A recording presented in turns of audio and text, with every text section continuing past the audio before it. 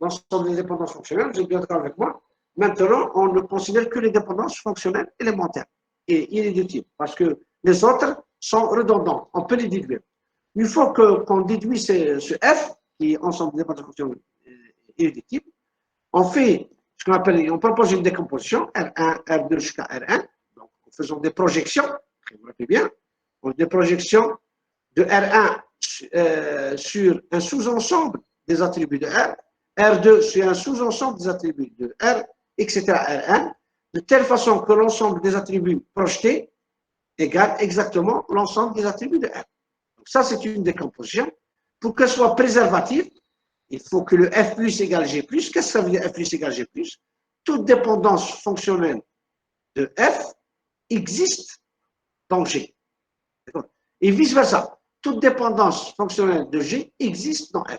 Le plus, ça veut dire c'est ce qu'on appelle l'ensemble des dépendances fonctionnelles transitives. On a l'ensemble des attributs transitifs, le A+, les attributs.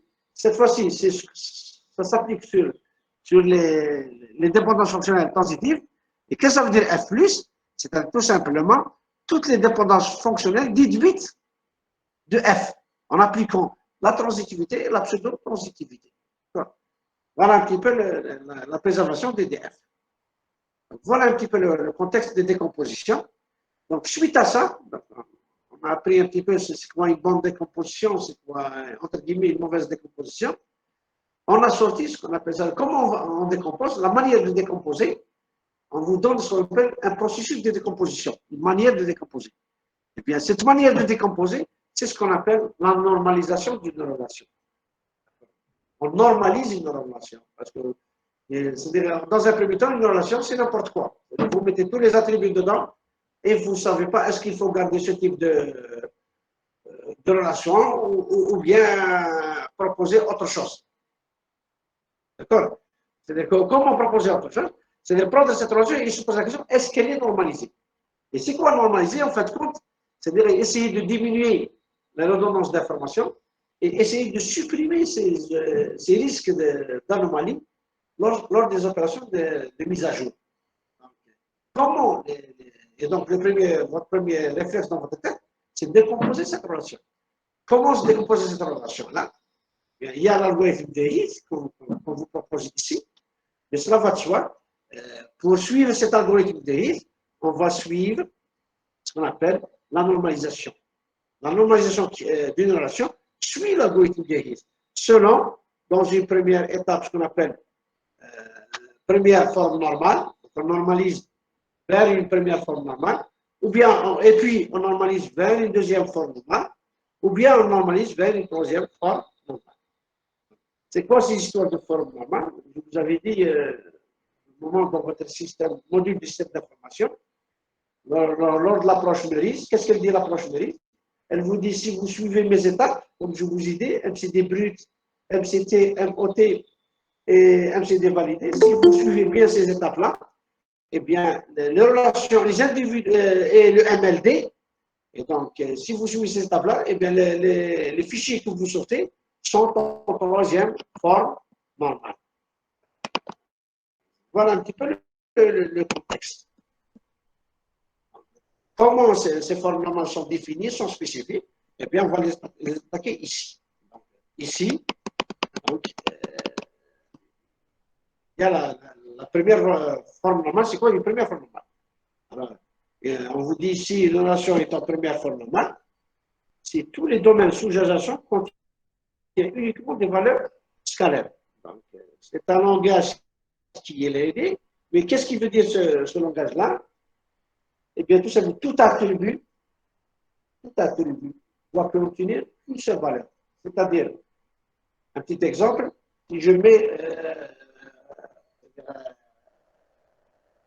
matricule étudiant, le fichier étudiant, d'accord. Il y a matricule, il y a nom, d'accord. Et puis il y a prénom. Donc, votre premier prénom, on veut garder le premier prénom et le deuxième prénom. Donc, si vous faites une modélisation de fichier comme suit, matricule, nom et prénom, vous marquez prénom S, c'est-à-dire dans le champ prénom, vous ne gardez pas juste un seul prénom, mais vous gardez deux prénoms. Vous allez faire un champ texte, et donc vous séparez les deux prénoms par l'espace blanc. D'accord? Eh bien, ce type de fichier n'est pas en première forme normale. La première forme, qu'est-ce que vous dites? Il faut que tous vos champs ne contiennent qu'une seule valeur. Alors, vous mettez dans le champ prénom deux valeurs de prénom. Et donc, ça, ce n'est pas en première forme. Donc, il faut que ce soit en première forme. Donc, comment faire si je retrouve, je veux faire une modélisation d'un fichier en gardant deux prénoms, mais avec une forme de première forme normale? Et tout simplement, il faut soit, il y a plusieurs manières de faire. Soit vous mettez matricule, nom, prénom 1, virgule, prénom 2. D'accord? C'était une première solution, mais qui risque de vous coûter cher. Pourquoi? Parce que supposons que sur 1000 étudiants, il y en a seulement 20 qui ont deux prénoms, les autres, la plupart, c'est un seul prénom. Donc, vous allez proposer une modélisation, d'accord?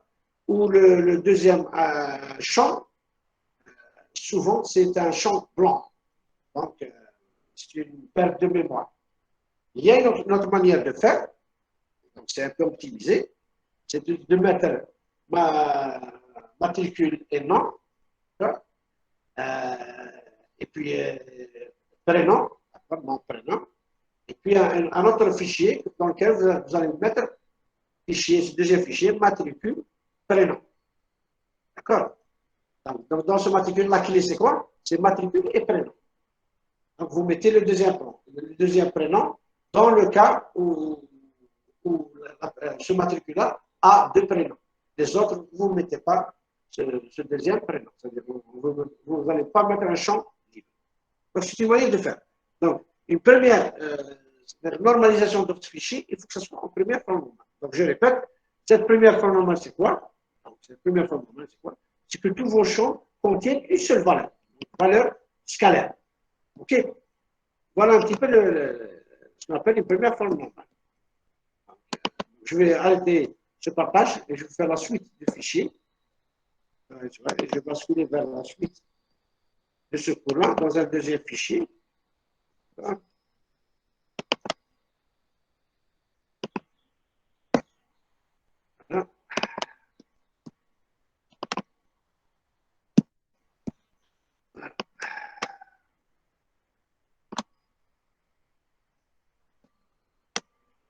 Est-ce que vous voyez le partage du deuxième fichier? C'est bon? Oui, monsieur. Donc, là, on considère un exemple. On a une relation NF code ville NP quantité. D'accord? Donc, la clé primaire ici, c'est NF et NP. On vous donne qu'est-ce qu'il en est. Et puis, on a cet exemple-là. Donc, cet exemple-là, c'est surtout, non pas pour parler pour la première forme normale, mais pour parler de la deuxième forme normale. Donc, je préfère pas en parler. Vous voyez après, il faut que j'explique c'est quoi la deuxième forme normale. Donc, voilà la relation première. Donc, NF code ville NP quantité avec tous ces types-là. Donc, qui est en première forme normale. Pourquoi? Parce que chaque champ contient une seule valeur. Comme ici F1, ici 120, ici Alger, ici P1. Il n'y a pas, par exemple, dans vide, Alger et puis un espace orange. Comme ici P1, un espace P2, 300, un espace 405. Tous les champs contiennent une seule valeur. Donc ça, c'est en première forme normale. On va y aller vers la deuxième forme normale. Pourquoi on va y aller vers la deuxième forme normale? L'objectif d'aller vers cette deuxième forme normale est la suivante. C'est-à-dire,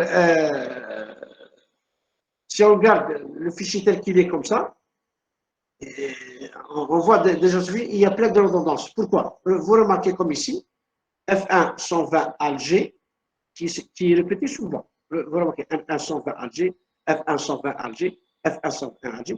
Donc une partie de ces types est répétée tout le temps. F1 110 Tunis, F1 110, F1 110.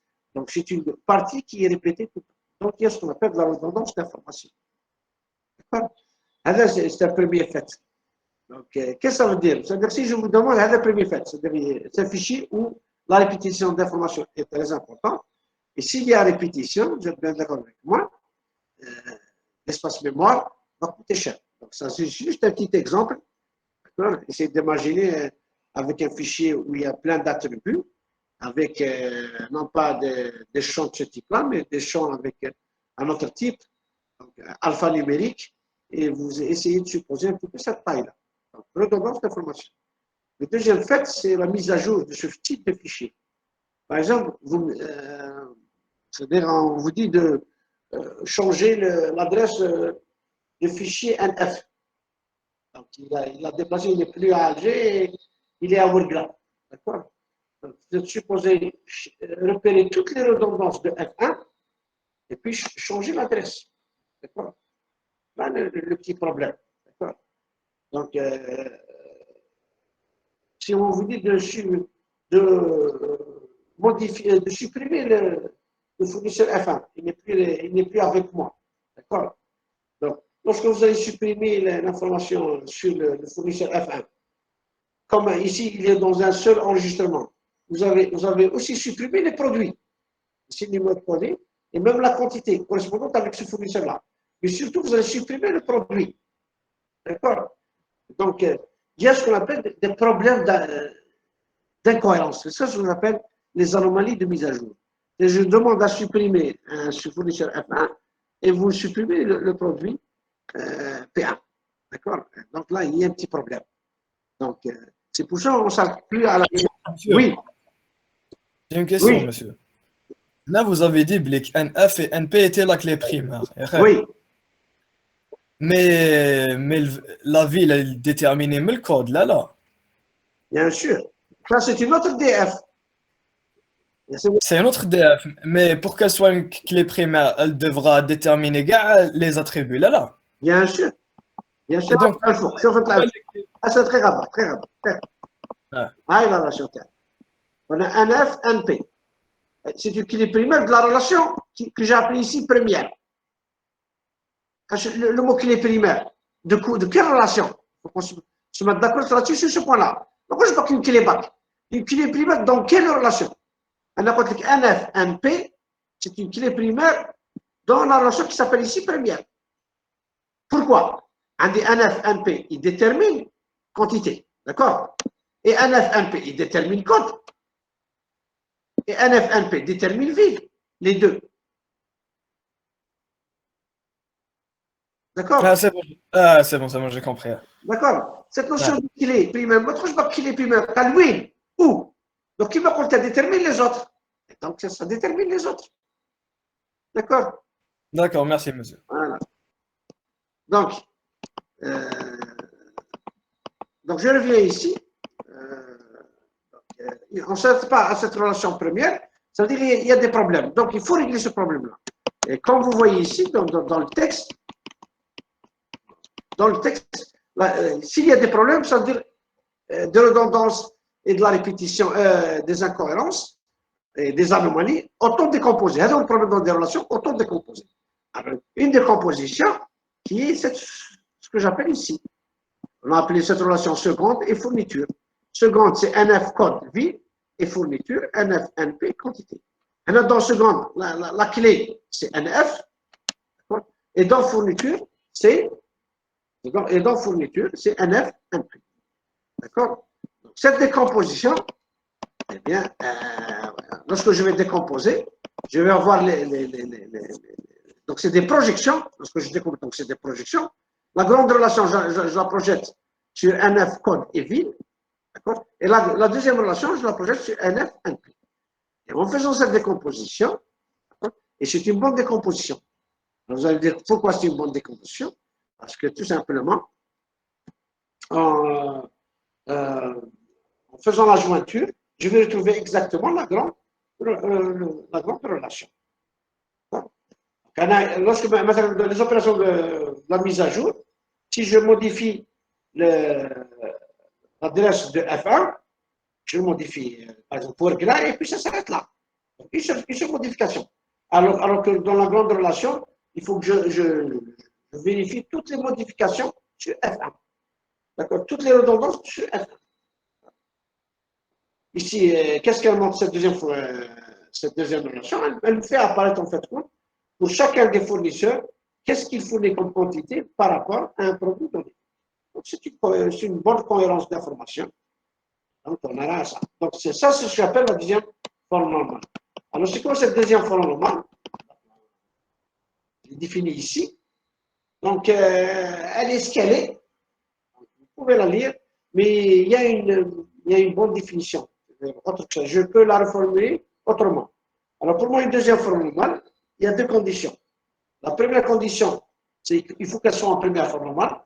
Une deuxième forme normale, il faut qu'elle soit en première forme normale. Et puis, deuxième condition, il ne faut pas qu'il existe une partie de clé, une dépendance du type partie de la clé détermine un non-clé. C'est une autre manière qui est plus simple. Donc, je me répète. On dit une relation est en deuxième forme normale si et seulement si elle est en première forme normale. Et si chaque attribut non-clé est en dépendance irréductible avec la clé. C'est quoi cette histoire-là? Eh bien, tout simplement, lorsque vous allez faire, vous allez vous poser la question, vous prenez une relation, vous allez vous poser la question, est-ce qu'elle est en deuxième forme normale? Voilà votre première question. Alors, pour parler de cette deuxième forme normale, il faut déjà s'assurer, est-ce qu'elle est en première forme normale? Donc, vous allez vérifier pour chaque attribut contient une seule valeur. En général, c'est le cas. Et puis, la deuxième condition, qu'est-ce que vous allez vérifier? Vous allez repérer votre clé de la relation. Vous allez repérer cette clé de la relation. Une fois que vous allez repérer la relation, comme cette dépendance fonctionnelle qui est ici, je vais vous montrer tout à fait en haut notre exemple. Voilà l'exemple تاعنا. L'exemple تاعنا première NF code ville NP et quantité. On a la clé primaire c'est NF NP. Ça détermine les autres. D'accord? Il ne faut pas qu'une partie de cette clé détermine un non-clé. Or, on a une partie de cette clé, il ne faut pas, j'ai dit qu'il ne faut pas qu'il existe. Donc, cette relation qui s'appelle première, pour qu'elle soit en deuxième forme normale, il ne faut pas qu'une partie de la clé détermine un non-clé. Donc, c'est-à-dire qu'il faut déterminer la clé. La clé, c'est NF, NP. Or, dans NF, NP, j'ai une partie de la clé, qui est NF, détermine un non-clé, qui est code. D'accord? Et donc, ce n'est pas une deuxième forme normale. Quand elle n'est pas en deuxième forme normale, qu'est-ce qu'il faut? Il faut supprimer ce problème-là. Comment le supprimer? C'est-à-dire, il faut la décomposer. C'est-à-dire, je vais enlever le problème. Comme ici, j'ai NF, NP détermine, NF, NP détermine quantité. Il n'y a que ça. Donc, je vais mettre cette relation, NF, NP détermine quantité, comme une seule relation. Donc, ce qu'on appelle seconde. Donc, NF, NP détermine quantité tout seul, et puis le reste dans une autre relation. Donc, NF, code et vie. De telle façon, si je sors cette décomposition, vous remarquez tout à fait en bas, on a fait ça. NF, NP dans une relation fourniture et NF code vide dans une autre relation. Et à ce moment-là, elle est en deuxième forme normale. Pourquoi? La première seconde, la clé TH c'est NF, il n'y a pas cette histoire, une partie de la clé déterminante non plus. C'est un seul attribut. Donc on ne se pose pas la clé pour cette relation. On se pose la clé pour la deuxième relation. Parce que NF, NP, il y a une partie de la clé. Donc, est-ce qu'il y a une partie NF détermine quantité, ce qui n'est pas le cas? Est-ce que NP détermine quantité? Mais cache. Et à ce moment-là, j'ai les deux relations qui sont en deuxième forme normale. Voilà un petit peu comment on décompose. C'est-à-dire, si on trouve, si je fais une décomposition et je trouve qu'elle est en deuxième forme normale, Allahumma barik. Si elle n'est pas en deuxième forme normale, c'est-à-dire qu'il faut supprimer le problème. Le problème qui est suivant. Il faut que j'isole les dépendances du type partie de la clé détermine un non-clé. Il faut que je l'isole. Il faut que je supprime ce problème-là. Ce qui est le cas ici. J'avais le problème dans la grande relation. Cette décomposition qui est là, c'est la décomposition de la grande relation, qui est celle-là. Je remonte en haut. Qui est celle-là. NF, code, ville, NP, quantité. Donc, j'avais comme clé NF, NP. D'accord? Et puis le S, code, ville et quantité. Donc, j'ai un problème avec NF dans la partie de la clé qui est NF détermine code est vide. Donc, étant donné que j'ai ce problème-là, donc je prends ces dépendances fonctionnelles et je les mets dans une autre relation tout seul. NF code et NF vide, donc je les mets tout seul, comme j'ai mis ici. Donc, comme étant donné que je les isole tout seul, donc j'ai une relation que j'appelle seconde, donc NF code est vide, et à ce moment, j'ai supprimé le problème. Et qu'est-ce qui me reste? Il me reste le reste, c'est-à-dire NF, NP détermine code. À ce moment-là, les deux relations sont aux deuxième forme normale. Donc, voilà un petit peu ce que j'appelle une deuxième forme normale. Donc, il faut que ce soit en première forme normale. Et il ne faut pas que ces relations contiennent DDF du type non-clé détermine, une partie de la clé détermine un non-clé, un attribut non-clé. Et ça, qu'est-ce que ça vient en dessous de la table? Eh bien, tout simplement, ça, dans la deuxième forme normale, ça vous dit, attention, n'utilisez que les dépendances élémentaires, que les dépendances fonctionnelles irréductibles. Voilà quelle type que ça vous dit. La première forme normale, elle vous dit, attention, il faut que les champs contiennent une seule valeur, les attributs contiennent une seule valeur. Ça c'est évident, parce qu'on fait chaque modélisation, on fait tout le temps des champs avec une seule valeur. C'est un problème de complexité. C'est-à-dire, lorsqu'on attaque une recherche dans un fichier, on fait ce qu'on appelle une recherche d'enregistrement. Moi, je veux dire une recherche d'enregistrement, je vais faire une recherche dans l'attribut. Ça n'a pas de sens. Le coût va devenir très cher. Voilà la première formule. La deuxième formule, qu'est-ce que vous dites? Attention, il faut que vos devs soient irréductibles, il faut qu'ils soient élémentaires. Et donc, comment ils sont élémentaires? C'est-à-dire, il ne faut pas qu'il y ait une partie au niveau de la DF, une partie de la clé détermine un clé. Donc, ça vise exactement la dépendance fonctionnelle élémentaire. Ça vise exactement ça. Attention, utilisez CDF élémentaire ou bien irréductible. Donc, ça, c'est la deuxième formule. Et tout ça, c'est surtout pour diminuer la redondance d'information et éviter ces opérations, ces risques d'anomalie, ces risques de problèmes, d'incohérence lorsqu'on fait des opérations de mise à jour, modification, suppression ou insertion. Donc, voilà un petit peu cette deuxième forme-là. Donc, on vous dit un résumé. Voilà, lorsque j'ai un petit exemple, ici, si vous voyez bien, on a une relation RABCD avec la clé primaire RA, et puis j'ai une DFA détermine D. Eh bien, j'ai une partie de la clé RAD, A détermine D, alors que j'ai AB comme clé. Eh bien, j'ai la partie de la clé qui me donne un nom-clé. Donc, il faut que j'isole le problème. Donc, la DFA détermine D, hop, je le mets dans une relation RA. Et puis le reste, je le mets dans une autre relation, RAB ici. Et à ce moment-là, j'ai une décomposition qu'on appelle, en fait, une décomposition selon la deuxième forme normale, ni plus ni moins. Voilà un petit peu Maintenant, on attaque la troisième forme normale. Je ne parle pas un petit peu ce qui était ici. Vous le lisez. Si vous avez des problèmes, vous le dites. Vous faites. La troisième forme, elle est la suivante. On va supposer ce genre qui est le mot suivant. Alors, la troisième forme, c'est surtout, ça parle des attributs non clés. C'est-à-dire, une fois que la troisième forme, elle vous dit, il faut que vous soyez en deuxième forme normale. Et puis, il ne faut pas que vous ayez des DF de type attribut non clé détermine attribut non clé. Pour cette histoire-là, parce que on risque d'avoir ce qu'on appelle des informations redondantes. Comment? Eh bien, l'exemple est A, tu vois, R, A, B, C, avec A une clé primaire. Donc, A détermine B et A détermine C. Et puis, B détermine C. G, B détermine C. Vous êtes bien d'accord avec moi? J'ai A détermine B et A détermine C dans cette relation. Et puis, j'ai B détermine C. Donc, vous voyez bien qu'il y a une dépendance fonctionnelle qui est en plus. C'est A détermine C. Donc, j'ai A détermine B et B détermine C. Vous êtes bien d'accord avec moi? Je vais dire A détermine C. D'accord? Donc, on va voir ce qu'on appelle la redondance. Et donc, faisons pour éviter cette A détermine B dans une relation, c'est R2.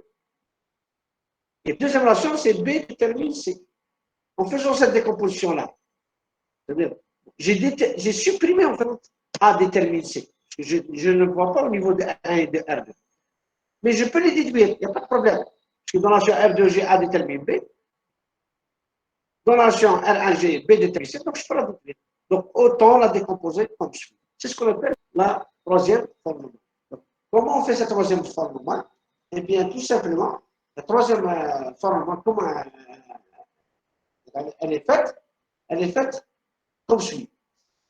Il faut qu'on assure la deuxième forme normale. Donc, la deuxième forme normale, c'est une relation qui assure la deuxième forme normale. C'est la première condition. Et puis, la deuxième condition, c'est quoi? Il ne faut pas que j'ai des f du type non clé détermine, donc attribut non clé détermine.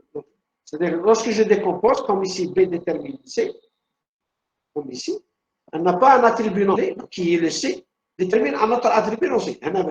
C'est tout à fait normal, il n'y a que deux attributs, il n'y a pas l'autre. Mais dans le cas où j'ai un autre attribut, il ne faut pas qu'il y ait ça. La même chose pour le deuxième. Je n'ai pas un R2, je n'ai pas un attribut non clé, détermine un autre attribut non clé, puisque je n'ai que B. Peut-être on peut le voir à travers, peut-être pas ici, à travers l'exemple qu'il y a ici. Voilà. Là, on avait la relation, si vous voyez bien, la troisième barre, c'est pas bien écrit, c'est juste là, ici. Avant cette décomposition-là, on avait la relation NF et code. NF, ville, ou NF, ville et code, ou NF, d'accord? NF, ville et code, ou NF, d'accord, et la clé. Et puis, on va se poser la question, est-ce que cette relation dans laquelle il y a les attributs NF, ville et code, cette grande relation, est-ce qu'elle est en troisième forme normale? La première des choses, on va se poser la question, est-ce qu'elle est en deuxième forme normale? NF étant la clé, d'accord? La première chose, est-ce qu'elle est en deuxième forme normale? Donc, il faut se poser, est-ce qu'elle est en première forme normale? Or, NF, ville et code contiennent une seule valeur. D'accord? Les attributs. Donc, déjà, elle est en première forme normale. La deuxième condition, dans la deuxième forme normale, c'est quoi? Est-ce qu'il existe des DF du type partie de la clé détermine attribut clé? Or, partie de la clé, le NF, il y a un seul attribut. Donc, on ne peut même pas parler de cette partie de la clé. Donc, elle est en deuxième forme normale par définition. On se pose la question deuxième forme normale. Lorsque la clé contient deux attributs, trois attributs et plus. Lorsqu'il y a un seul attribut, là, il n'y a pas de problème. Donc, à ce moment-là, elle est NF, la relation NF, ville et code, avec la clé NF, elle est en deuxième forme normale. Donc, la question pour la troisième forme normale, c'est la deuxième condition. Est-ce qu'on a des DF du type attribut non clé détermine un autre attribut non clé? Or, si je prends la relation mère, ce n'est pas FBFC, c'est celle qui est au-dessus. C'est-à-dire, qu'est-ce qu'il y a au-dessus? C'est la relation NF, ville et code. Donc, où la clé, c'est NF. Or, on a ville détermine code. Ville détermine code. Donc, on a attribut non clé détermine un autre attribut non clé. Parce que dans la relation mère qui est au-dessus, c'est NF comme clé. Et à ce moment-là, cette relation qui a NF ville détermine code, j'ai une dépendance du type attribut non clé qui est ville détermine. Donc, elle n'est pas en troisième forme normale. Pour la rendre en troisième forme normale, il faut la décomposer. Comment la décomposer? Il faut supprimer le problème ville détermine code. Comment on la décompose? Eh bien, je vais faire NF ville tout seul pour garder cette dépendance-là. Et puis, attribut non clé détermine attribut non clé. Donc, je vais garder tout seul, c'est ville détermine code tout seul. Donc, c'est VC, d'accord?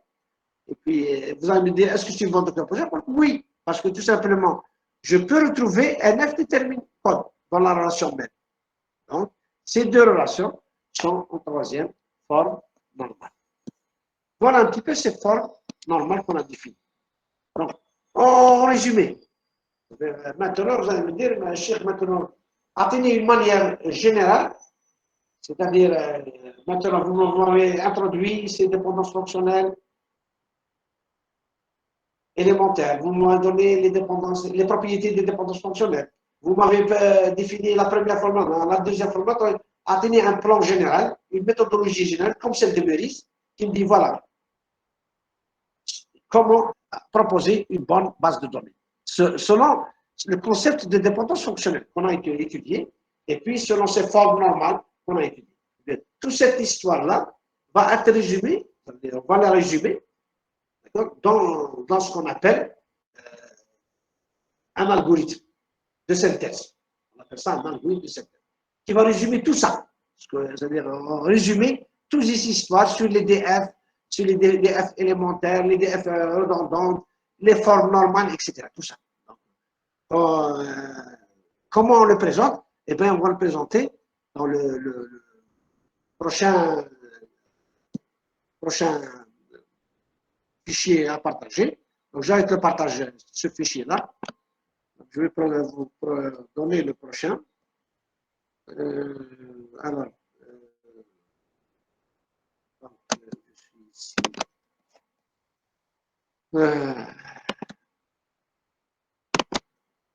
Je vais partager ce fichier-là.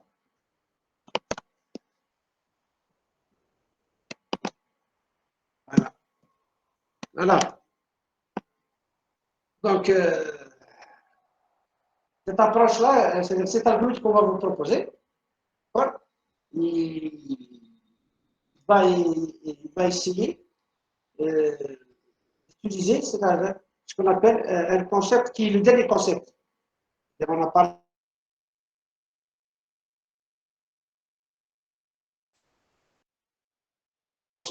fonctionnel élémentaire ou bien réductif.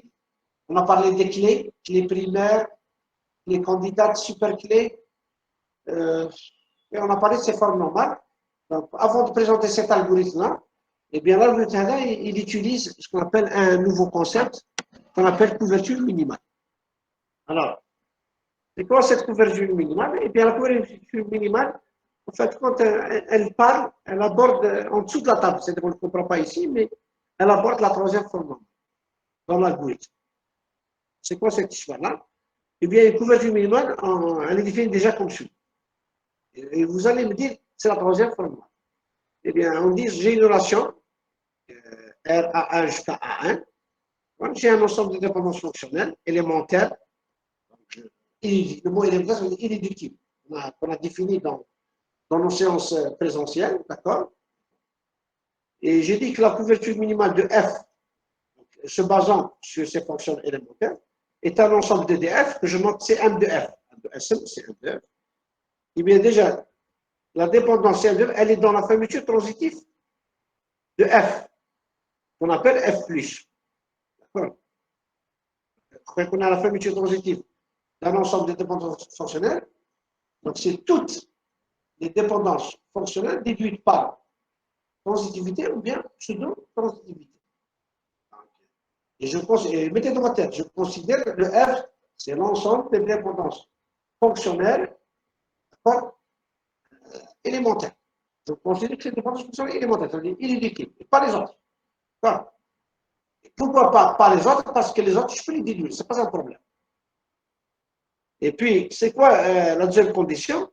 Il faut que aucune dépendance de CM de F n'est redondante. Donc, qu'est-ce que ça veut dire? C'est-à-dire le F, quand je vais prendre n'importe quel que soit F de CM de F, je ne peux pas le déduire dans le CM de F en enlevant le F. Je ne peux pas le déduire ici. Alors, je vais donner un exemple. Juste un exemple qui est là. J'ai une relation avec R, A, B, C, D. Donc, 4 attributs, d'accord? Et j'ai l'ensemble des DF qui sont les suivants. R, A, B, A détermine B, B, etc., etc. Alors, on vous dit, donnez-moi le CM de F. Avant de parler du CM de F, je m'assure que l'ensemble des DF, c'est-à-dire le F lié c'est il n'y a que les dépendances fonctionnelles élémentaires. Parce que le CM de F, où je puisse en parler, il faut que mes dépendances fonctionnelles soient élémentaires, irréductibles. Alors, ce qu'on a joué irréductible, c'est-à-dire il faut qu'ils ne soient pas redondants. Alors, مثلا, je vous donne ici l'exemple. A détermine B. Est-ce que je peux le détruire ici? C'est-à-dire il est élémentaire A détermine B. B détermine B, il est élémentaire, d'accord? Et c'est-à-dire A détermine C, il est élémentaire, B détermine A, il est élémentaire. Tout ça, c'est élémentaire. Pourquoi? Parce que je connais l'élémentaire ou l'irréductible. Il faut que la partie gauche contient un seul attribut. C'est le cas. Ici, on a A, ici, on a C, ici, on a C, ici, on a B. Donc, je connais la deuxième condition élémentaire ou irréductible. Il faut que la partie gauche, c'est-à-dire ici, il ne faut pas qu'une partie de la partie gauche. Or, on a oublié un seul attribut. On a un seul attribut, on a un seul attribut, on a un seul attribut. On ne se pose pas la question. Il y a un seul attribut. Donc, on ne se pose pas la question, donc c'est automatiquement élémentaire. On se pose la question sur la dernière dépendance fonctionnelle, qui est ici. Maintenant, la partie gauche, il y a deux attributs. Donc, il existe une partie de la partie gauche. Est-ce qu'il y a une partie de la partie gauche qui me donne la même partie droite? Or, ici, on dit A détermine B. On dit A détermine B. Donc, du moment qu'on dit A détermine, donc AD déterminé n'est pas élémentaire. C'est ce que j'ai dit ici. AD n'est pas élémentaire. D'accord? Car on a aussi dans AB A déterminé. Donc, la supprimer. Pourquoi la supprimer? Elle n'est pas éligible et donc la supprimer. Parce que je peux la déduire. Et on a A détermine B. Donc, déterminer. Comment je vais la faire? J'ai AD détermine une partie de lui-même. Donc, A. Donc, AD détermine A. C'est une partie de lui-même. Et j'ai A détermine B. Donc, par transitivité, je peux déduire AD détermine B. Donc, autant la supprimer. Je peux la déduire. Donc, élémentaire de F, c'est tous les attributs en supprimant celle-là, puisque je peux la déduire. Donc, une fois que j'ai les dépendances fonctionnelles élémentaires, je me pose la question, maintenant, je vais déduire la couverture minimale. Je vais parler de cette couverture minimale. Donc, la couverture minimale, c'est quoi? C'est-à-dire, est-ce que dans cet ensemble-là, il y a ce qu'on appelle des dépendances fonctionnelles redondantes. Je peux les déduire. Comment? Eh bien, par la transitivité ou bien la pseudo-transitivité. Parce que dans l'élémentaire, tout ce qui peut être déduit, c'est soit par transitivité ou bien pseudo-transitivité. Les deux propriétés. Eh bien, pour les déduire, vous vous rappelez qu'on on vous a présenté un graphe de dépendance fonctionnelle. Si vous vous rappelez bien, on a le graphe là, c'est pour montrer graphiquement les dépendances fonctionnelles entre les attributs. Mais qu'on a surtout, ce n'est pas juste pour faire les graphes, mais aussi pour voir certaines propriétés. Et une des propriétés qu'on peut voir, c'est ce qu'on appelle la couverture minimale d'un ensemble de dépendances fonctionnelles élémentaires. Alors, le graphe, je l'ai fait ici. Donc, comment on le fait? On dit A détermine B. Je vais voir la flèche A, flèche B. Et puis, j'ai B détermine C. B, flèche C. Et puis, A détermine C. J'ai A, flèche C. Et puis, D détermine A. Et bien, voilà, D détermine A. Et puis, D détermine B. D détermine B. Pour le premier ensemble, F, on a AD détermine B. AD détermine B. A et D. Donc, et puis, les deux, donc il y a ce qu'on appelle une barrière. Donc, les deux, A, D, A, D, détermine B. Voilà comment on détermine un graphe. D'accord? Et puis, je montre le diagramme de DF élémentaire. Parce qu'on a le diagramme élémentaire. Il y a la barrière, puisqu'il y a les non élémentaires. Le nouveau graphe. On a rempli le B, il est là, non, il devient A détermine B, B détermine C, d'accord? A détermine B, B détermine C, A détermine C, A détermine C, d'accord? Et D détermine A, D détermine A, et D détermine, 2 minutes là, et D détermine A, et D détermine B. Voilà le graphe de élémentaire de F. Maintenant, monsieur. oui. monsieur. J'entends. monsieur A détermine C علاش درناها؟ باسكو نقدروا نديدويوها. قلت لك dans un premier temps, pour faire la couverture minimale, déjà il faut considérer que élémentaire, les dépendances fonctionnelles élémentaires, irréductibles. D'accord? Donc pour le moment, mais j'aimerais faire la couverture minimale. Parce que j'ai supprimé tout ce qui est non élémentaire. Donc le graphe, tout ce qui est élémentaire. D'accord? Maintenant, ça veut dire que je vais parler de la couverture minimale. Donc, des dépendances que je peux déduire par la transitivité ou bien pseudo-transitivité. Donc, à partir de ce petit deuxième graphe, on vérifie la transitivité ou bien par le pseudo. Eh bien, graphiquement, comment on le déduit? Vous voyez ce qu'on appelle des boucles, des cycles. Et peut-être même qu'il y a des كبيرة مغلقة. Là, seulement fermé. Donc, si vous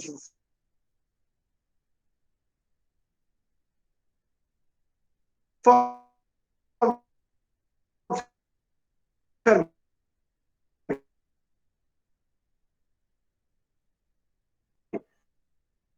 Et à ce moment, vous vous posez la question, assumons une politique de quantité à D, la D détermine A.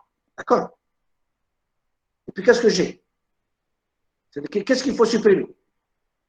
On a comme ici, A détermine C. On dit A détermine B et B détermine C. Vous êtes bien d'accord avec ITER, ce qui est en rouge. Donc, il est redondant par la transitivité.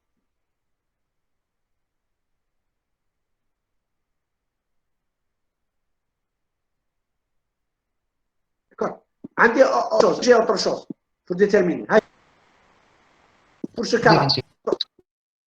Voilà. G détermine. Est-ce qu'on peut A détermine B détermine C.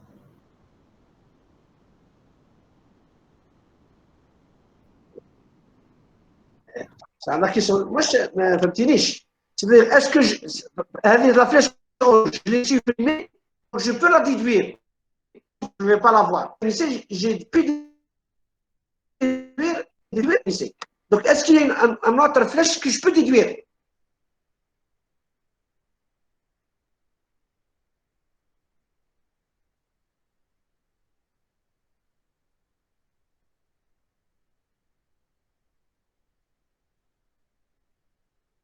Donc, il ne s'agit pas juste de trouver un chemin. Il s'agit de trouver une DF et puis la déduire. Deux choses.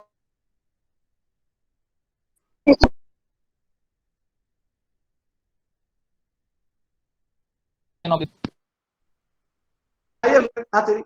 Quand on supprime, est-ce que je peux encore les lire? Est-ce que vous m'avez compris? Je vais un exemple. D détermine B. D'accord? Et B détermine A. Qu'est-ce que je supprime? D détermine A. D détermine A. D détermine B. Et B détermine A en supprimant ça. Il n'y a pas de problème, je peux le déduire. Et donc, mon graphe aura cette forme-là. D détermine B.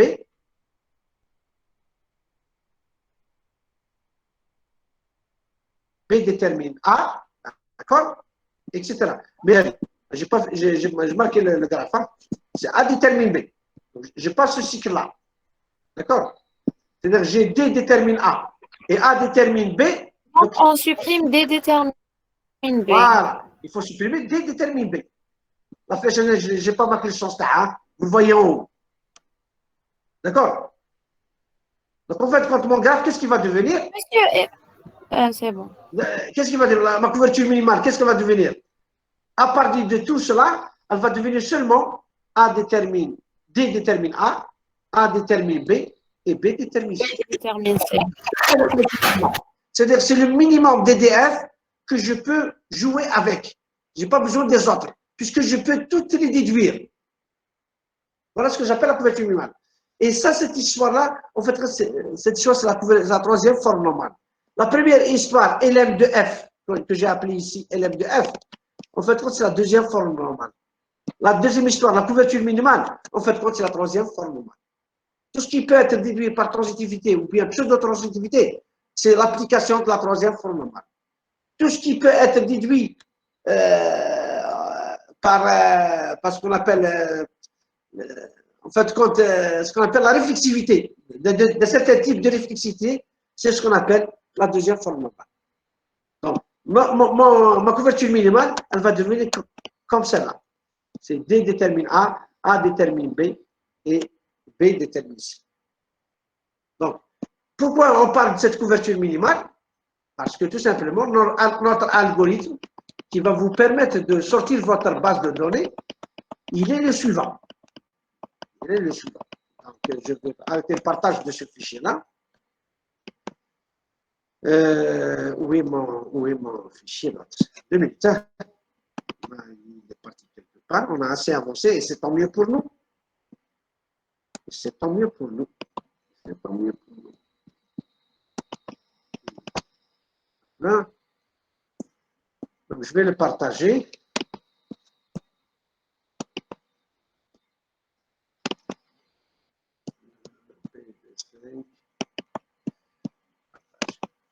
Voilà l'algorithme de synthèse. Est-ce que vous voyez le partage? C'est bon? Oui, monsieur. Voilà cet algorithme de synthèse qui a été proposé par un certain monsieur, Bernstein. Il fait vraiment de belles choses. C'est un pur matheur. Bon, matheur converti en informaticien, une partie d'informaticien, en gros. Mais surtout, il a un bagage mathématique hors norme. Donc, voilà un petit peu cette forme-là. L'algorithme, qu'est-ce qu'il vous dit? Il vous dit, voilà, première phase, vous avez une seule relation. Elle contient tout, le A, c'est tous les attributs que vous voulez mettre dans l'ordinateur. D'accord? Vous voulez automatiser. F, c'est l'ensemble des dépendances fonctionnelles existant entre les attributs de votre système d'information. D'accord? C'est l'ensemble des DF. Donc, cet ensemble de DF, dedans, il y a des DF pas mal, des DF redondants, etc. On s'en fout. Alors, la sortie, c'est-à-dire cet algorithme, vous entrez avec ça, avec un ensemble d'attributs et toutes les DF. L'ensemble de tous les attributs et toutes les DF. Et qu'est-ce qui vous sort à la sortie de cet algorithme-là? C'est les petites relations R1, R2, R1, RI, etc. Et ils seront en troisième forme normale. Il a été démontré cet algorithme-là. Vous appliquez les étapes et tout marchera bien. À la fin, ce sera des relations en troisième forme normale. C'est quoi des relations en troisième forme normale? Eh bien, c'est des petites relations. Et donc, qui dit petites relations, dit surtout un espace court-mémoire très réduit et dit que la complexité est très petite. À ce moment, un temps d'exécution très rapide. Donc, c'est des petites relations. Qu'est-ce que ça veut dire en troisième forme normale? Ces petites relations contiennent moins de redondance d'information, pour ne pas dire zéro, mais moins, vraiment moins de redondance d'information. Et surtout, il n'y a pas de risque d'anomalie lors des opérations de mise à jour. On n'a pas de problème d'incohérence de données lorsqu'on applique des opérations de mise à jour, c'est-à-dire insertion, suppression et modification.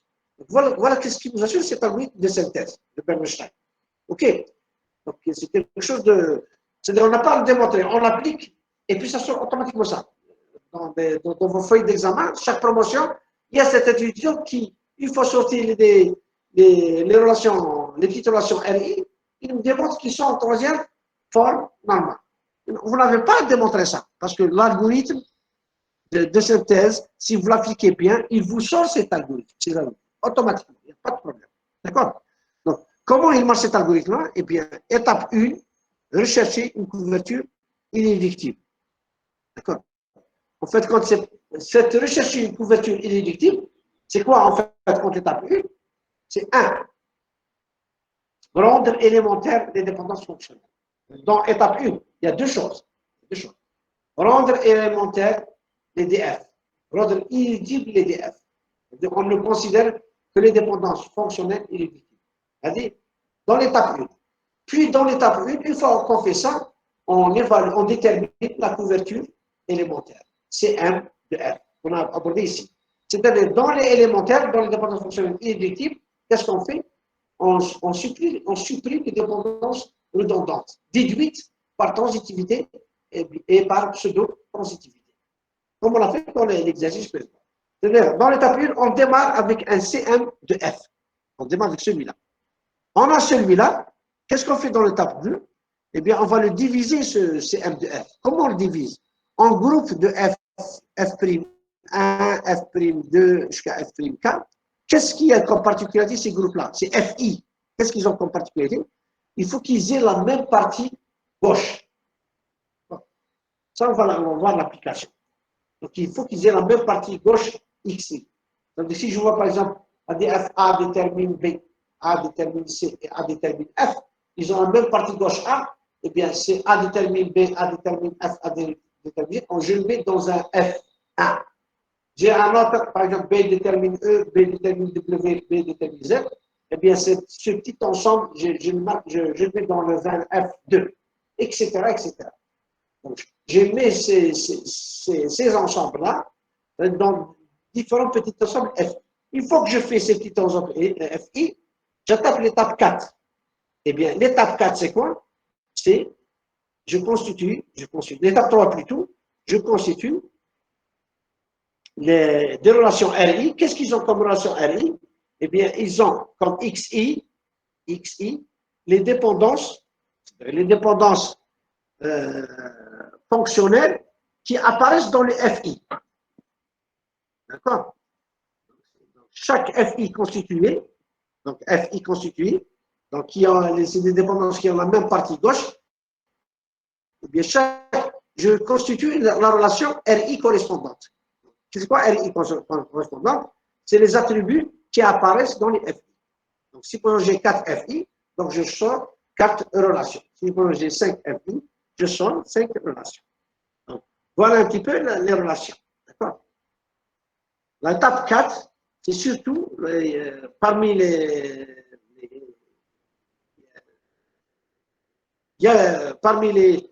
AI dans lesquels on n'a pas constitué des FI. Ça veut dire il y a des attributs dans lesquels ils n'apparaissent pas dans les dépendances FI. J'ai compris. À ce moment-là, je constitue ce qu'on appelle des relations contenant ces attributs isolés. Qu'est-ce que ça veut dire un attribut isolé? Ça veut dire qu'il n'apparaît pas dans les dépendances fonctionnelles. Ça, c'est vraiment des cas rares. C'est vraiment des cas rares. Et puis l'étape 5, si ça, c'est vraiment un autre cas rare. Si qu'il est candidate de R n'est pas inclus dans les FI, alors on la met sous forme d'une autre relation. Ça aussi, c'est un cas très rare. Normalement, les clés apparaissent tous dans les FI. Il n'y en a pas ici.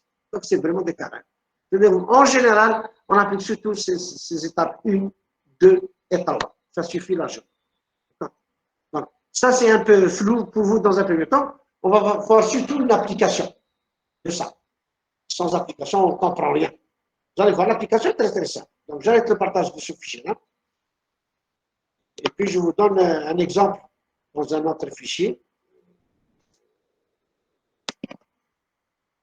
L'exemple dans un autre fichier. Et voilà. Je partage. Voilà. Non, bêtises. Mais bêtises à moi. Bêtises à moi. Voilà.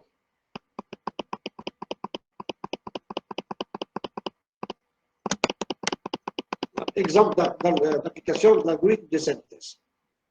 Voilà. On va bien le comprendre et vous me posez des questions s'il y a des problèmes. Donc, je considère un système que je donne un nom, d'accord?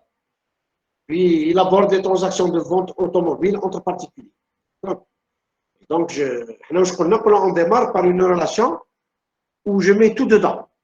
Parce que je veux automatiser les informations suivantes. Comme ici, j'ai appelé une relation universelle RU. Donc, le NIMPER, c'est le numéro du permis. Le nom de père, c'est le nom apparaissant dans le permis. Le prénom apparaissant dans le prénom du permis. La date d'établissement du permis. Le lieu, la date de naissance de la personne. Le lieu de naissance de la personne. La date d'établissement du permis. Comme c'est la commune, j'ai ici. J'ai donné les noms. Le numéro de permis, le nom du permis, etc., etc. Le vendeur de véhicules, etc., etc.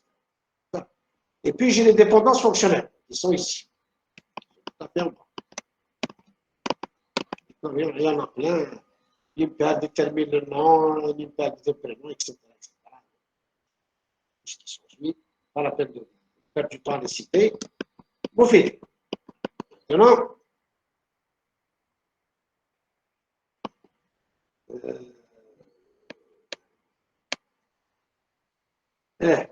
Ben, je vais parler d'un certain type de dépendance fonctionnelle qui est un peu bizarre. On a, si vous vous rappelez bien, on avait parlé d'une dépendance de type, on a A détermine plusieurs fois B, et puis B détermine plusieurs fois A. On avait dit que ce type de dépendance, c'est pas vraiment DF, c'est une dépendance multivariée. Je ne sais pas si vous vous rappelez de ça. D'accord? Et donc, on peut l'exprimer en dépendance fonctionnelle comme suit. Si j'ai A détermine plusieurs fois B, et j'ai B détermine plusieurs fois A, dans les deux sens plusieurs, à ce moment-là, je peux écrire A virgule B détermine A virgule B. D'accord? C'est une manière d'exprimer le plusieurs. Mais à une seule condition. Si j'ai A détermine plusieurs fois B, et B détermine plusieurs fois A. C'est dans les deux sens. La bêtise que font souvent les étudiants, c'est lorsqu'ils trouvent déjà A, plusieurs B, automatiquement, ils disent que j'ai plusieurs, je vais mettre A virgule B détermine A virgule B. C'est faux. Supposons que A détermine plusieurs fois B et B détermine A. Dans l'autre sens, c'est une seule fois. Donc, automatiquement, vous avez une relation entre A et B. C'est B détermine A, c'est dans l'autre sens. Mais dans le cas où j'ai A détermine plusieurs fois B et B détermine plusieurs fois A, j'ai une relation de plusieurs, mais dans les deux sens, je peux écrire une DF de ce type-là, que A virgule B, A et B déterminent A et B lui-même. Pourquoi j'écris ce type de dépendance? Parce que j'exprime un type de relation qui s'appelle plusieurs, sous forme de DF, qui est normal, qui est banal. Mais je l'exprime. Pourquoi je l'exprime? Parce que j'ai besoin de cette information-là lorsque je vais faire ma base de données. Comme ici, qu'est-ce que j'ai marqué dans le marque? J'ai dit que matricule EM, donc matricule EM, voilà, matricule EM, c'est le matricule employé. L'employé là, il joue c'est-à-dire le matricule employé là. Ici, le EM, matricule employé, qui a un nom employé, qui a un prénom employé, d'accord? Et puis, matricule employé là, comme j'ai marqué ici, il peut acheter plusieurs véhicules. NUM achat. Donc, vous avez NUM achat là. Numéro acheteur, véhicule. D'accord? Matricule employé. Il peut être en contact avec acheteur véhicule. NUM véhicule. Il peut acheter plusieurs véhicules. Acheteur véhicule. Donc, comme ici. J'ai dit que matricule employé, matricule numéro achat, acheteur, et il est en contact avec plusieurs matricules. Voilà, NUM achat détermine plusieurs matricules employés, et matricule employé détermine plusieurs NUM achat, plusieurs. Donc je peux exprimer le plusieurs avec cette manière-là. C'est-à-dire NUM achat, matricule employé. Moufid, ça c'est une dépendance à l'escalier. Maintenant, on va appliquer l'algorithme bête et méchant. On va faire plusieurs exercices, vous allez voir un petit peu l'application. J'ai dit l'étape 1, c'est rendre élémentaire. D'accord? Maintenant, j'ai pris une dépendance fonctionnelle de ce type-là dans le paquet qui est ici, les DF qu'il y a ici, les DF qu'il y a ici, tous ces DF-là. J'ai remarqué qu'il y a une DF. Voilà. NUM achat, virgule NUM acheteur, NUM A, n'est pas détermine NUM V, n'est pas élémentaire. Pourquoi? Parce qu'on a NUM achat détermine NUM V. Donc, NUM achat détermine NUM V. J'ai une partie de la partie gauche, détermine la même partie droite. Donc, autant supprimer ça. Sur des DF donc, on peut la déduire. Donc, on va faire F moins cette dépendance qui est élémentaire. La couverture minimale, donc ça rendre élémentaire. Maintenant, la couverture minimale, donc je me base sur l'élémentaire. Et j'ai remarqué quoi? Que NUM per daïra, NUM per wilaya, je peux les déduire. On remarque, on peut les déduire. Comme détermine daïra, et daïra détermine wilaya. Donc on peut les déduire. La même chose, donc, comme ça, NUM détermine nom, l'impair détermine prénom. Donc, matricule, employé, détermine nom, etc. Donc, on peut les déduire. Donc, on supprime tout ce qui peut être déduit par transitivité. Je me base maintenant sur le C1 qui est ici en supprimant tout cela. Alors, comment je regroupe? Je regroupe comme suit. F1, toutes les DF qui ont la même partie gauche. L'impair, l'impair, l'impair. Je les regroupe dans un F1. F2, il n'y a que cela, tout seul. F3, il n'y a que cela. F4, il n'y a que cela. F5, il n'y a que cela. F6, matricule, véhicule, type, couleur, puissance. F7, etc. Donc, je regroupe dans les différents ensembles les DF qui ont la même partie gauche, comme il y a ici. Donc, une fois que je regroupe, maintenant je constitue les relations. C'est-à-dire, la première relation, bon, j'ai appelé permis, bon, vous pouvez l'appeler R1, R2, R3. Moi, j'ai donné à ce R1 un sens. C'est le permis en fin de compte. Eh bien, le numéro permis, je me base sur la première relation, c'est le F1. Donc, F1, qu'est-ce qu'il y a comme attribut? Impair, non-pair, prénom-pair, date-pair, lieu de naissance, date d'établissement du permis, la commune, le matricule, le matricule de l'employé, etc., etc. Comme et mat 1. D'accord? Moi, si j'ai fait ça deux fois, supprimer, c'est pas la peine de faire deux fois la DF. Ça rien. J'ai oublié de le supprimer. Bon, F1, dans la relation R1, il y a les attributs de la relation R1. Dans la relation R2, il y a les attributs de la relation R2, etc., etc. J'ai constitué de mes relations. Sur là, j'ai le permis. Et quand je mets étoile, ça veut dire cet attribut est une clé dans une autre relation. Donc, c'est une clé étrangère. Parce que comme dans une autre relation, c'est commune, c'est une clé. Mat 1, d'accord? Donc, c'est un employé. C'est une clé, voilà. Etc., etc. Le permis, etc. Voilà. Voilà un petit peu le permis catégorie, etc. Donc, il me sort ces fichiers-là. Donc, ce n'est pas la peine de dire qu'on va démontrer qu'ils sont étrangers en forme normale. Eh bien, cet algorithme m'assure que automatiquement, les fichiers, les relations que j'ai obtenus, ils sont en troisième forme normale. Et voilà un petit peu ma base de données optimisée.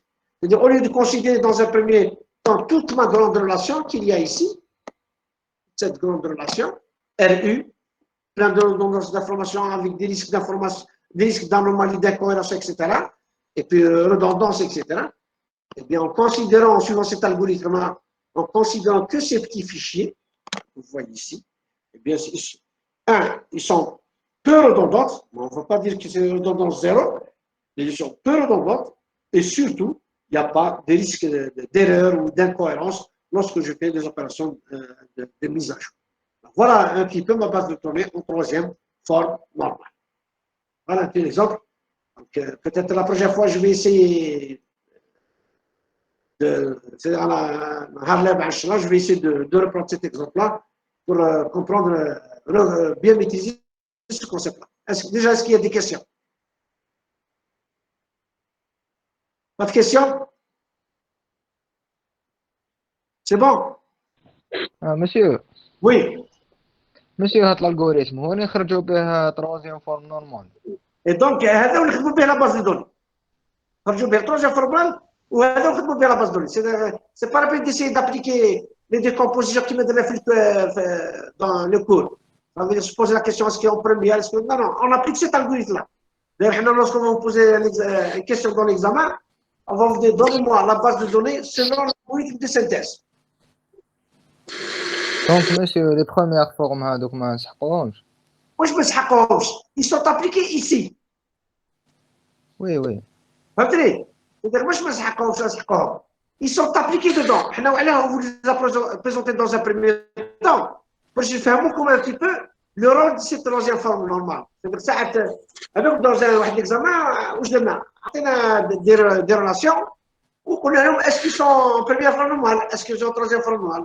La plupart ne touchent. Il y a cet algorithme-là. Eh bien, la plupart se sont cassés la gueule. Parce que nous avons comme un petit peu les formes normales, quel est leur rôle. Et puis, l'application de pure et dure, eh bien, à travers cet algorithme-là.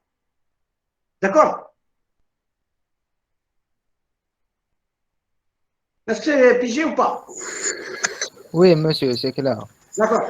Donc, le mot c'est-à-dire que je sais que dans un premier cours comme ça, comme automatiquement c'est forme normale, l'application comme ça, mais c'est chouïa. Ce que je vous demande, je vais vous envoyer un petit peu ce document, carrément à tête reposée.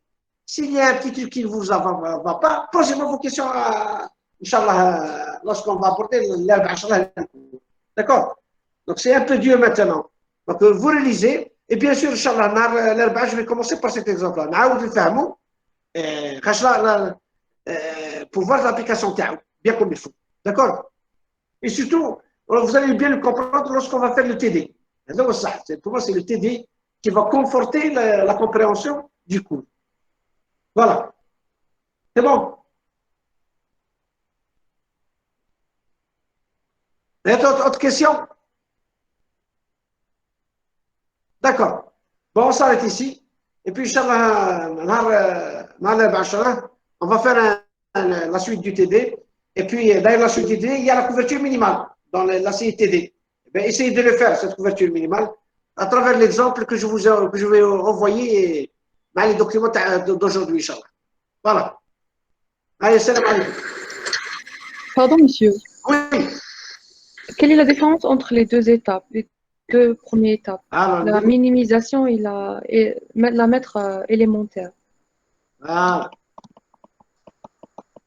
Alors, la première étape, c'est rendre élémentaire. Oui. Et la deuxième étape, couverture minimale. Alors, quand on dit élémentaire, c'est quoi? C'est-à-dire, l'EDF, l'EDF, c'est quoi une DF irréductible ou là, c'est élémentaire. Elle a juste équivalente. D'accord? Donc, c'est quoi rendre une DF élémentaire? Ça veut dire supprimer toutes les DF, les random, la partie gauche, une partie de la partie gauche qui me donne la même partie droite. Je suis venu achat numéro A. Détermine nu V. D'accord? Une autre dans l'ensemble des DF, un nim achat qui détermine nu V. Donc, une partie de cette partie-là, qui est nim achat, détermine la même partie droite. Donc, une partie de la gauche, et même la même partie. Lorsqu'on a ce type de dépendance, ça veut dire autant le supprimer, puisqu'il est redondant. Parce que je peux le déduire, il n'y a pas de problème. Donc, Hada n'est pas élémentaire. Donc, je supprime. Qu'est-ce que je garde? Je garde nim achat détermine V. Puisque je peux déduire ça. Comment je le déduis? Eh bien, tout simplement, j'ai nim achat, nim A. Je demande ici. Détermine nim achat. Détermine nim achat. Il détermine une partie de lui-même. Et j'ai nim achat détermine nim V. Donc, je peux déduire celle-là. Autant la supprimer. D'accord? Donc, la première étape qu'ils ont, c'est rendre élémentaire. Donc, supprimer tout ce qui est non élémentaire. C'est l'étape 1. L'étape 2, c'est maintenant, j'ai que élémentaire, j'ai que irréductible. Qu'est-ce que je vais? Je vais supprimer tout ce qui peut être déduit par transitivité ou bien pseudo-transitivité. Donc, c'est une autre étape.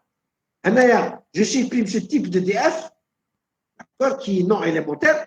Je supprime tout ce qui est redondant, tout ce qui est répétitif, tout ce qui est déductible par transitivité et non transitivité. Donc, c'est deux étapes différentes. Et puis ici, je me base sur élémentaire pour faire la couverture minimale. Si je n'ai pas élémentaire, je ne peux pas parler de couverture minimale. Donc, il faut que j'ai élémentaire, il faut que j'ai irréductible, pour que je puisse parler de cette propriété-là, couverture minimale. Si je ne l'ai pas, je ne peux pas parler. Donc, je fais élémentaire. Une fois que j'ai élémentaire, maintenant, l'étape 2, je supprime tout ce qui peut être déductible par transitivité et non transitivité. C'est un exemple. On dit ici, l'impair détermine d'ailleurs. Je peux la déduire. Comment je peux la déduire? J'ai l'impair, comme ici, comme c'était. L'impair détermine, il me semble, comme. D'accord? Voilà. L'impair détermine comme, et comme détermine d'ailleurs. Donc, l'impair détermine d'ailleurs. Donc, autant supprimer celle-là. Donc, je peux la déduire. L'impair détermine wilaya. J'ai l'impair détermine comme. J'ai l'impair détermine comme. L'impair détermine daïra et daïra détermine wilaya. Donc, l'impair détermine wilaya. Donc, autant supprimer cela. Donc, tout ce qui peut être déduit par transitivité et pseudo-transitivité. Donc, il y a vraiment une différence. Est-ce que c'est compris ou pas? C'est bon? Oui, monsieur, c'est compris, merci. Ne vous en faites pas, je vais le répéter, Inch'Allah, au début du cours, cet exemple-là, parce qu'il faut bien le comprendre. Si on ne comprend pas, ça c'est le cœur de la conception de la base de données.